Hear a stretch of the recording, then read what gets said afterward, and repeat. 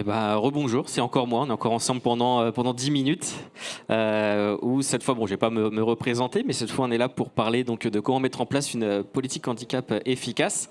Et donc je suis accompagné de Manel pardon, pour France Média Monde, que je vais laisser présenter. Merci Maxime, bonjour à toutes et à tous. Donc moi je suis Manel Naimi, chargée de mission diversité et inclusion à France Média Monde. Donc France Média Monde, c'est une entreprise de service public. Donc c'est un groupe de 3 médias, France 24 et Radio France Internationale diffusée en France et à l'international, et Monte Carlo Doualiya diffusée dans le Proche et Moyen-Orient.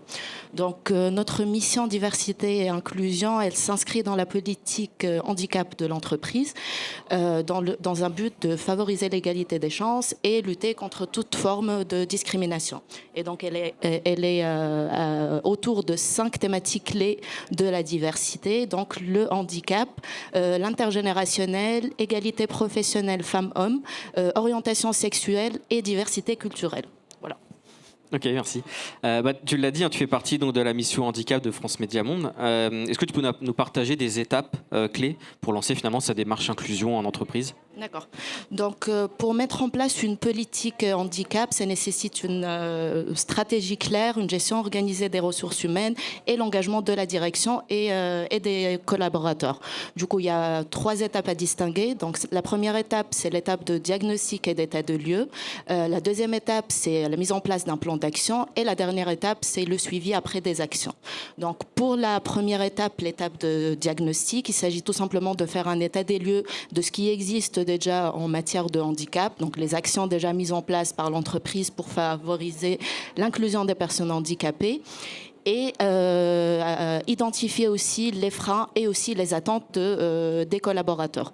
Donc ce diagnostic, ça va permettre après de définir les axes de progrès. Donc, il va nous permettre de mettre en place la politique efficace. Du coup, on va se baser sur les résultats de ce diagnostic pour après, l'entreprise, elle va fixer son plan d'action, elle va montrer ses engagements, fixer ses objectifs, et les actions concrètes qu'elle va mettre en place après. Donc, il est important de formaliser la politique handicap de l'entreprise, par exemple par un accord agréé ou pas agréé, ou tout simplement par une convention. Et il est aussi important de désigner une personne qui va organiser et piloter le plan d'action après. Donc, ce plan d'action va être composé de 5 axes. Donc, un plan de recrutement inclusif, formation et sensibilisation, maintien dans l'emploi des salariés en situation de handicap, le recours aux milieux protégés et adaptés, et bien sûr la communication en interne et en externe.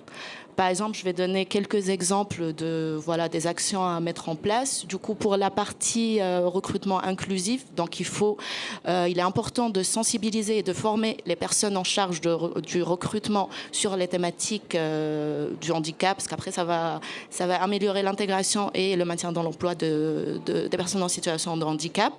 Pour la partie formation, par exemple, nous à France Média Monde, on a intégré un module de comment manager la diversité dans le parcours de formation continue des managers. Pour la sensibilisation, il est important aussi de sensibiliser tous les salariés, pas que les chargés de recrutement. Pour le recours aux milieux protégés et adaptés, donc pour tout type de prestations, pas que les prestations de nettoyage. Du coup, il faut passer par la sensibilisation des acheteurs, des personnes qui font les appels d'offres. Pour le maintien dans l'emploi, donc il faut bien mettre en place une politique d'accompagnement RH renforcé des salariés en situation de handicap, les aménagements de postes et tout ça. Pardon, j'ai oublié ce que je voulais dire. Et la communication, donc la communication en interne et en externe, donc pour montrer son engagement et pour améliorer l'image de l'entreprise. Voilà, tout simplement. Ok, merci beaucoup. Et donc justement, suite à cette démarche d'inclusion, est-ce que vous avez pu voir déjà l'impact et quel est l'impact du coup suite à cette fameuse politique handicap et démarche inclusive ? D'accord. Donc, comme je viens de le dire, donc la première chose, c'est améliorer la marque employeur de l'entreprise et renforcer son image à l'extérieur en tant qu'employeur socialement responsable. Ça permet aussi d'améliorer le climat social parce qu'une politique handicap bien mise en œuvre dans une entreprise, donc ça favorise, ça montre un environnement... ça favorise un environnement de travail plus inclusif et plus respectueux. Donc ça va permettre d'augmenter la motivation des salariés. Ça va aussi permettre de fidéliser les collaborateurs de l'entreprise et donc éviter le turnover. Et voilà, je pense que c'est ça. Ok, merci.